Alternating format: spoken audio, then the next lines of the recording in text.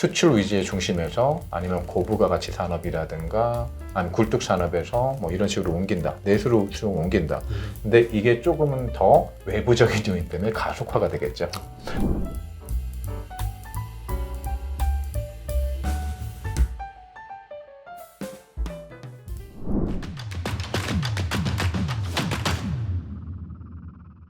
이게 이제 저희가 처음 그때 지난달 딱 한 달 좀 넘었는데 그때 뵀을 때 중국이 어느 정도 조정을 좀 받았었는데 저 그때도 여쭤보고 싶었던 것도 이 중에 하나가 9월 24일 날 부양책을 발표하기 전에 나왔던 기사 중에 하나가 지금 제가 헤지펀드의 델브라고 하는 분께서 이제 나와가지고 인터뷰를 했었는데 누가 미국의 대통령이 되던 간에 중국은 내수 부양을 이제는 과거처럼 수출로 성장을 하는 게 아니고 내수 부양에 집중할 거기 때문에 큰 영향을 받지 않을 거다. 사실 이제 저는 여전히 그 부분을 믿고 있거든요. 근데 이제 보면은 사실은 중국이 국경절까지 해서 고점을 찍고 상당히 많이 조정을 받았는데 그러다 보니까 좀 기관 수급이 많이 궁금합니다. 아무래도 이제 가장 가까운 쪽에서 이제 보고 계시기 때문에 조금 더 저보다 많이 아시지 않을까 싶은데 이게 이제 헤지펀드가 혹시 다 팔고 떠난 걸까요? 그렇진 않죠.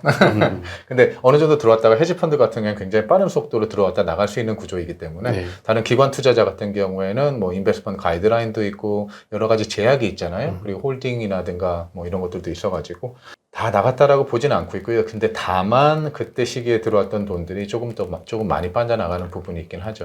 네. 이제 추세적으로 다시 상승이 이루어져야 헤지펀드나 아니면 롱온리 펀드들이 들어올 거라고 예상을 하고 있는데 생각했던 것처럼 부양책 아니면 죄송합니다. 제 소비 관련한 것들이죠. 예. 저도 큰 맥락에서는 그게 이루어질 거라고 보고 있어요.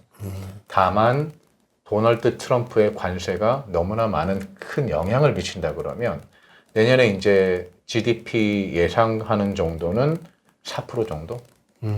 네, 왜 내년 예상치가 4%고, 근데 그 다음 연도는 좀 더 낮아질 떨어지겠죠. 거라고 보고 있거든요.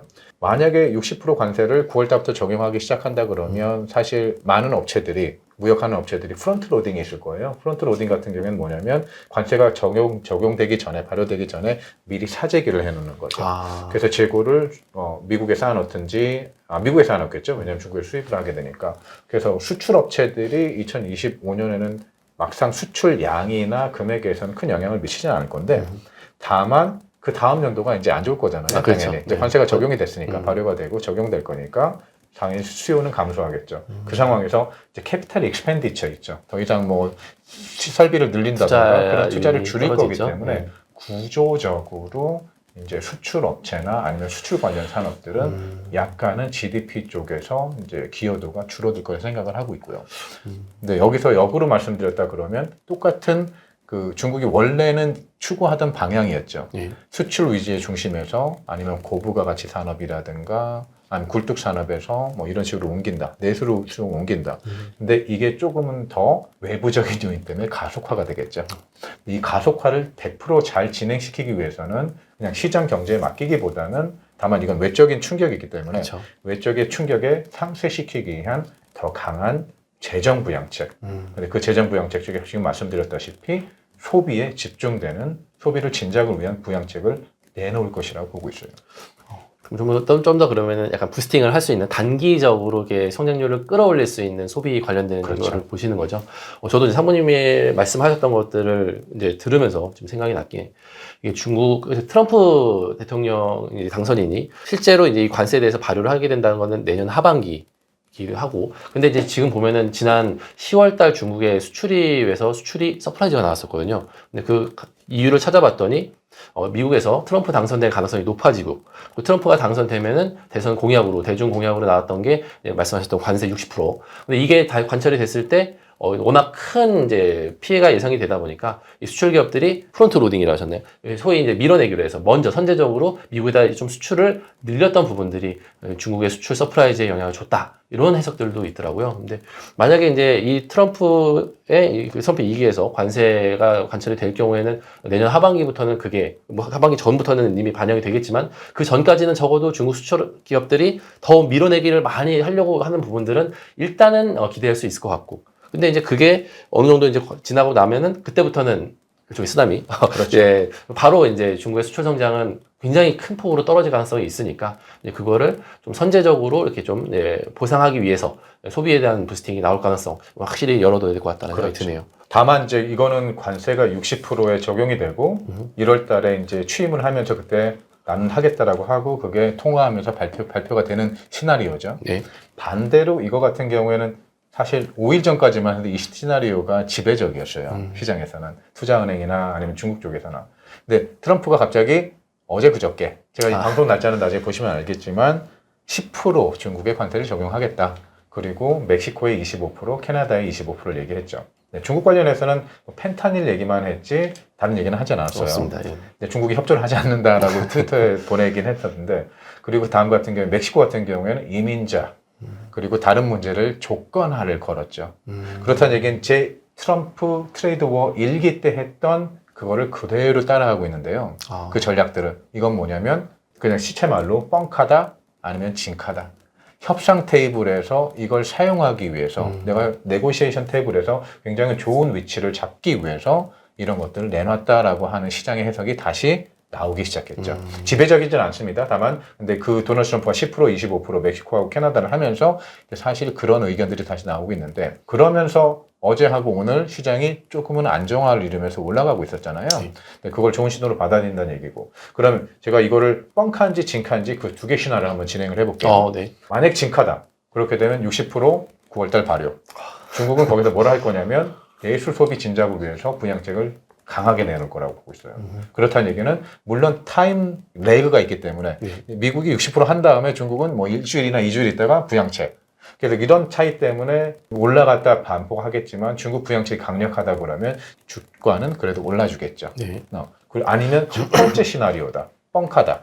예. 뻥카 같은 경우에는 그렇게 되면 네고시에이션 테이블에서 좋은 위치를 차지하기 위해서 이거는 그 블러핑을 하고 있는 거기 때문에 만약에 중국이 제대로 된 협상 카드를 내준다 그러면 그럼 진짜 지금 관세가 10%에 머문다 그러면 사실 보면 중국, 캐나다, 그 다음에 멕시코 미국 무역에서 차지하는 국가 중에 45% 정도가 되거든요.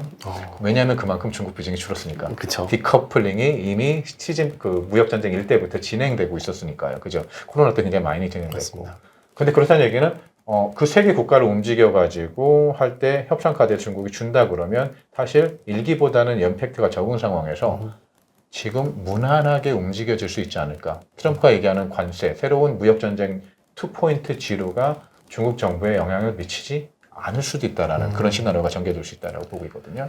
그러니까 두 개 시나리오 진행하는 거에서 제가 예상되는 시나리오, 그 예상될 움직임을 봤을 때 두 개 다 첫 번째가 가장 좋은 경우긴 하죠. 네. 왜냐면 뻥카였을 때.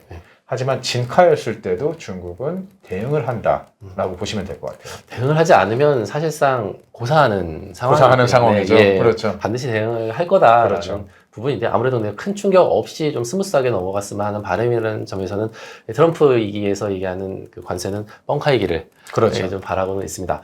근데 이제 뻥카라고 하면은 실제로 보면 트럼프 대통령 당선인이 진짜로 중국한테 바라는 게 무엇일까에 대한 부분들 사실 앞으로도 계속 이게 투자의 하나의 화두로서 계속 고민을 해야 될 것 같은데요.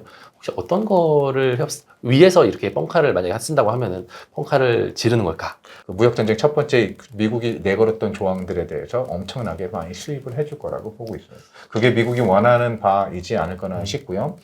또 다른 거 하나 같은 경우에는 지금 온쇼어링 굉장히 원하고 있잖아요. 그렇죠. 미국 경제가 굉장히 좋아져야 되니까 말씀해 주신 수출보다는 그거 기업들이 미국 내 투자, 공장들을 지어지고 기술의 이전. 전기차 같은 경우에는 사실 뭐 테슬라도 기술이 좋긴 하지만 나머지 중국 쪽에서도 기술력이 좋은 것들이 있거든요. 많이 있죠. 네. 미국의 기술 이전 이런 것들을 원하지 않을까 싶어요. 그러니까 어떻게 보면 너무 복잡하게 생각하시는 뭐 컨스피러시 시어리까지는 아니고 다만 진짜 둘의 무역 관계에서 옛날에 가장 얘기했던 그것들을 중국이 줘야 된다라고 생각하고 있거든요. 그리고 다만 이제 그 다른 외교적인 측면에서는 중국이 사실 보면은 제2의 그 경찰 국가가 되고자 하는 노력들을 좀 했었죠. 뭐 중재를 한다든가 이런 거 한다든가. 갑자기 외교 노선이 살짝 바뀌는 그렇죠. 얘가 살짝은 바뀌지만 이쪽에서는 저도 그저 굉장히 중요한 측면이라고 생각하기 때문에 미국이 절대 강자로 군림할 수 있는 이유를 줘야 된다고 생각을 하고 있어요. 그래서 어느 정도는 기세를 약간 줄여주면 지금 얘기하는 그렇게 되면 미국도 경제적인 측면에서 이득을 얻고 또한 이제 미국 달러 도미넌스라든가 이런 것들은 미국 경제의 그 가장 강자, 최고 강자로서의 군림할 수 있는 것들을 주면 제일 좋습니다. 가장 이상적인 건 뭐냐면 우리는 대만을 평화적으로 통일하지 않겠다. 아니면 뭐 통일에 대한 의지 같은 게 아니다. 대만을 주권 국가로 인정하겠다 하면 최고긴 하죠. 근데 그렇게 되면 미국은 더 이상 명분이 없어지니까요. 네. 아무래도 동아시아에 개입할 수 있는 그런 부분들도 중요한 정치적인 카드이기 때문에 그럴 것 같고요. 확실히 이제 트럼프 이번에 2기고 트럼프 1기 때 2017년 말부터 해가지고 무역전쟁이 발발을 했었는데 그때 이제 트럼프 전 대통령이 중국에 바랬던 거는 농산물, 자신의 지지 기반이기도 하고 이 지역의 농산물 특히 대두를 중국한테 적극적으로 구매하도록 이렇게 좀 종용했던 부분들 중국도 이걸 지키기로 했지만 정권이 보통 이제 미국은 이렇게 연임되는 경우들이 많은데 트럼프 대통령은 떨어졌죠. 바이든 대통령으로 바뀌면서 그 약속을 한 절반 정도만 이행했다라고 제가 알고 있는데 어떻게 보면 이번에 그 10%의 관세를 얘기한 거는 저는 그 관세 얘기를 코멘트한 걸 봤을 때 지난번에 지키지 않은 약속에 대한 페널티겠구나 라는 느낌을 살짝 받았습니다. 그래서 말씀하신 부분들 상당히 많이 저는 공감이 되는 게 이제는 미국은 온쇼어링, 미국 내에서 물건을 미국인들에 의해 가지고 만들어진 제품들을 직접 소비하면서 좀 내수를 이렇게 활성화시키고자 하는 부분들이 있는 것 같고요. 중국 같은 그렇게 되면은 중국산 물건들을 일부는 더 이상 사지 않아야 되는 부분들도 있으니까 전 그래서 요번에 발표된 10% 사실 캐나다나 멕시코는 사실상 미국 옆에 있는 그냥 붙어있는 나라들이라는 관점에서 언제든지 관세가 처리될 수 있겠지만 중국에 얘기하는 10%는 이게 진짜 찐일 수 있구나. 그리고 이제 60% 얘기했으니까 나머지 50%에 대한 부분들은 앞으로도 중국이 어떻게 하는지에 따라서 소위 이제 뻥카가 될 수도 있고 진카가 될 수도 있는 그런 관점으로 지켜봐야 되지 않을까라는 생각도 좀 들긴 했습니다. 그렇죠. 캐나다 대통령 같은 경우에는 그 관세가 발효 얘기하자마자 바로 전화를 걸어가지고 이제 친화적인 노력을 기울이는데 중국 같은 경우는 아직 자존심이 있기 때문에 그래서 그 자존심을 약간은 꺾고 뭐 영어로 책 그런 것도 있잖아요. Ego is my 그 NM이라는 게 있거든요. 이거를 좀 줄이고. 이거. 네, 좀. 그래서 자기 국민들의 실리를 취하는 그런 그 외교 정책을 취해야 되지 않을까 싶어요. 특히 대미 관련된 정책에서는요. 사실 뭐 아직은 요번에 그 트럼프 대통령의 펜타닐 그리고 10% 관세에 대해서 중국이 얘기했던 거는 펜타닐은 미국의 문제다. 그리고 관세를 때리면 때릴수록 결국은 미국인들만 고통을 받을 것이다라고 굉장히 강대강으로 얘기를 했는데 사실 미국을 제외하고 나머지 나라들에 대해서 중국의 태도는 말씀하신 것처럼 상당히 많이 바뀌었습니다. 유화적으로 바뀌었죠. 네. 이제는 우리나라 포함해서 일본까지도 이제 비자를 한시적이지만 면제를 해준 상황이기도 하고요.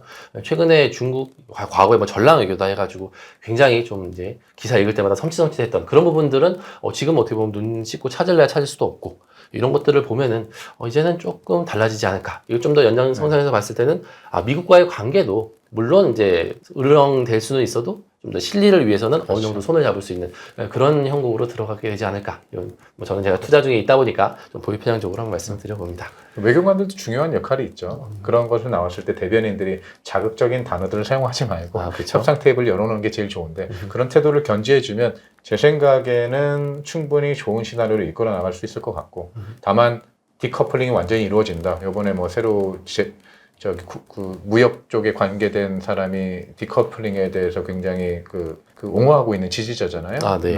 근데 그런 것도 이제 해석하는 거지 그분들은 실리를 위해서 움직일 거기 때문에 한번 두 나라가 움직이는 방향에 그리고 조금 더 합리적으로 타결해 나갔으면 좋을 것 같아요. 중요한 말씀을 해주신 게 사실 저희가 이제 트럼프 1기를 경험한 입장에서 트럼프 2기를 맞다 보니까 트럼프 1기 때 그게 이제 좀 워낙 뇌리에 많이 박혀 있는 부분들이 있을 것 같아요. 그리고 이제 그때 근데 일을 하셨던 뭐 로버트 라이트하이저나 아니면 이제 이번에 이제 관세 관련해 가지고 USTR도 새롭게 이제 임명이 된 걸로 알고 있는데 그런 몇몇의 인사들이 다 과거에 1기 때 무역 전쟁에 참석했던 분들이다 보니까 이번에 또 이렇게 되는 거 아니냐. 하지만 세상 일이라는 게 그분들은 어떻게 보면 외교관이고 이제 실제 실무자들이기 때문에 미국이 대중 정책의 큰 방향이 만약 틀이 바뀌었으면 또 그거에 맞춰가지고 또 다르게 이제 행동을 하실 수 있는 분들이다라고 생각이 되거든요. 그래서 너무 과거의 그거에 대해서 또 너무 길게 이제 또 강하게 반영하는 것도 어떻게 보면 좀 우를 범할 수 있는 그런 부분이지 않을까. 시장의 움직임을 아마 주시하셔야 될 거예요. 시장에 나온 지표들 항상 말씀드리는 건데 그걸 잘 보셔야 되고 특히 이제 거래량도 굉장히 중요한 부분 중에 하나죠.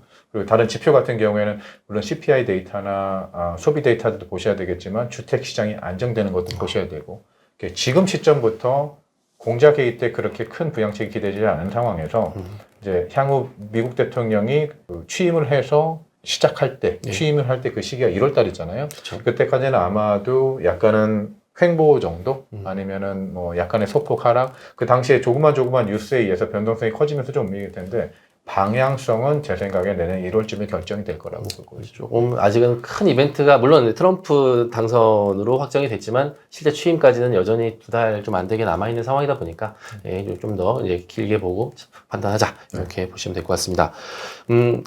사실 이제 중국과 홍콩에 대한 이제 그런 것들을 많이 저희가 다루고 있긴 하지만 실질적으로 많은 분들께서 이게 저희 구독자분들 상당수 분들께서 홍콩, 특히 항생테크에 많이 관심을 갖고 계세요. 근데 이제 사실 최근의 움직임을 보면은 홍콩이 상대적으로 이제 중국 본토에 비해서도 조금 더 약간 매가리가 없는 그런 느낌들이 없지 않아 있는데 사실 근데 제가 오늘 자료를 가져오지 않았습니다만 중국의 본토에 있는 개인 투자자들이 홍콩 시장을 이렇게 투자할 수 있는 소위 이제 강구통 또는 사우스바운다라는 이름으로 해가지고 투자를 하게 되는데 그 투자 금액은 사실 굉장히 많이 늘어났고 그렇죠. 거의 사상 최대로 지금 쌓여 있는 상황이거든요. 네. 그럼에도 불구하고 시장이 잘 가지 않아서 혹시 이 부분에 대해서는 혹시 어떤 의견이 있으신지?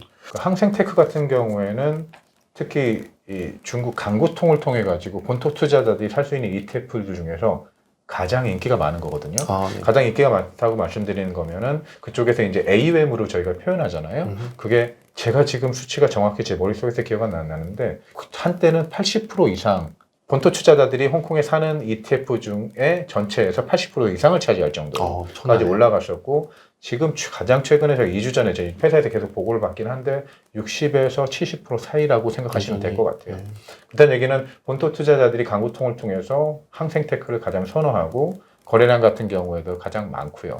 그래서 이게 어떤 현상이 또 이루어지고 있냐면 가격이 떨어질 때마다 계속 구매를 하고 있어요. 사실 보면 저희가 ETF 같은 경우는 AUM으로 저희가 뭐 성공 척도를 표현하는 게 있긴 하죠. 저희 사이즈를. AUM은 어떻게 계산이 되냐면 기존에 나와 있는 주식수 곱하기 가격인데 그럼 가격이 떨어지면 AUM은 당연히 줄어들어야 되잖아요. 그렇죠. 네, 같은 주식수가 똑같은 상황에서. 근데 저희 AUM은 계속 늘어나고 있어요.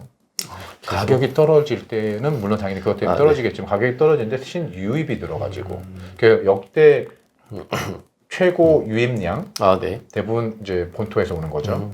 그리고 역대 최고 AUM을 기록하고 있어요. 그럼 강구통이 사상 최대를 기록하고 있는 것도 전혀 우연이 아니고 그렇죠. 그 중에서 이제 가장 큰 비중을 차지하고 있는 그러니까 남향 방향에 대해서 그렇죠. ETF만 CSOP ETF 그러니까 저희 항생테크 ETF가 가장 크게 차지하고 있죠. 그리고 이 현상을 보면 저는 물론 이제 해외 투자자들 같은 게 중국을 바라볼 때 그분들은 자산 배분 입장에서 10개, 20개 마켓이 있다 봤을 때 중국은 버리고 갔냐 아니면 딴 데를 가느냐 이런 느낌이거든요. 많이 버려졌었죠. 그렇죠. 많이 버려졌죠. 네. 그리고 미국 시장이 너무 좋으니까 상대적으로. 근데 중국 투자자들 입장 같은 경우에는 또 왜 이런 현상이 이루어지냐면 해외 투자를 할 수 있는 게 제한돼 있거든요. 그래서 아까 말씀드렸지만 남쪽 방향에 있는 것도 5개 정도 ETF밖에 없으니까. 그럼 그 중에서 중국 투자를 끄느냐 아니면 갖고 가느냐인데 중국 투자자들은 중국 투자를 끄지 않고 지금 지속적으로 다시 늘리고 있다는 거죠. 그 현상이 9월 달에 그 금리 인하를 발표하고 나서부터 조금 두드러졌어요. 그 차장님한테도 그 전에 말씀드린 것 중에 제가 메시지 보내드리는 것 중에 개인 투자자들 비중이 뭐 새로운 어카운트를 열었다 이런 메시지 좀 보내드렸잖아요. 폭발적으로 계좌 개설이 늘었다. 그거와 비슷하게 유일하게 그 쿼타, 그러니까 QD 쿼타를 가지고 본토 투자는 해외 걸 투자하잖아요. 그럼 QD 쿼타 같은 게 굉장히 엄격하게 관리가 돼요. 기관 투자가들의 그렇죠. 기관 투자자들이 근데 그거를 기관 투자자들이 개인들한테 파니까 개인들이 들어갈 수 있는 물량이 한정이 되죠. 그럼 이게 펀드든지 아니면 보험회사를 통한 펀드든지 자산운용상을 펀드든지 아니면 이게 ETF든지. 죄송합니다. ETF는 이제 강통으로 후강통에 연결됐으니까 이거 같은 경우에는 전체 리밋만 있죠.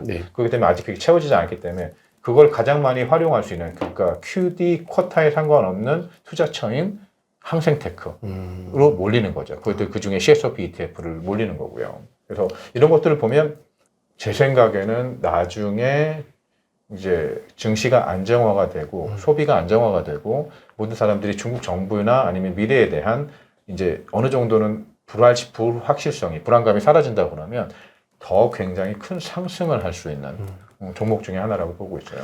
거기 이제 해외 투자가 이루어지면서요. 네. 중국이 14억 인구니까 빠지면 빠질 때마다 계속 들어오면 언젠가는 들어올리면서 이제 이익을 보는. 사실 이게 강구통의 자금이 늘어나는 것과 그리고 이제 지수가 바닥치고 올라가는 게 딱 실시간으로 일치하지 않고 약간의 시차가 존재한다라는 걸 저도 많이 이제 느꼈었거든요. 그래서 지금은 계속적으로 시장이 좀 조정을 받으면서 항생테크, 지금의 HSCI 다 지금 조정받고 있는데 그럼에도 불구하고 중국 본토의 개인 자금들은 계속 꾸준히 들어가고 있다는 점에서는 조금 더 시간을 갖고 한번 살펴볼 필요가 있다. 그렇죠. 네, 이런 관점으로 그렇죠. 하셔도 될 것 같습니다. 그리고 이제 항생테크 같은 경우에는 아까 말씀하신 테크주들이 굉장히 큰 비중을 차지하기 때문에 특히 미국 관세의 영향을 덜 받죠. 그렇죠. 그리고 이제 중국 정부에서 혹시 내수 진작을 한다 그러면 거기에 영향도. 영향을 굉장히 좋게 받을 그 테크 지수긴 하죠. 아니, 지수긴 하죠.